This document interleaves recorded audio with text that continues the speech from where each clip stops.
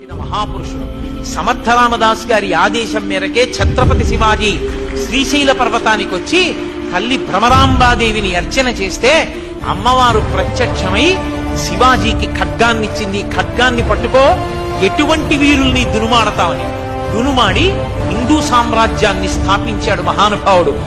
ఈ దేశ చరిత్రని మలుపు తిప్పినటువంటి శివాజీ, ఆయన సామ్రాజ్య స్థాపన శ్రీశైలంలో ఉన్న భ్రమరాంబాదేవి ఇచ్చినటువంటి ఖడ్గం వల్ల జరిగింది. సనాతన ధర్మాన్ని నిలబెట్టిన మహాపురుషుడు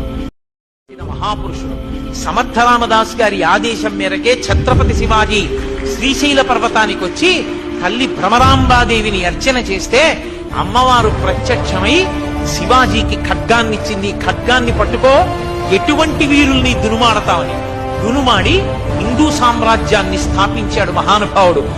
ఈ దేశ చరిత్రని మలుపు తిప్పినటువంటి శివాజీ, ఆయన సామ్రాజ్య స్థాపన శ్రీశైలంలో ఉన్న భ్రమరాంబాదేవి ఇచ్చినటువంటి ఖడ్గం వల్ల జరిగింది.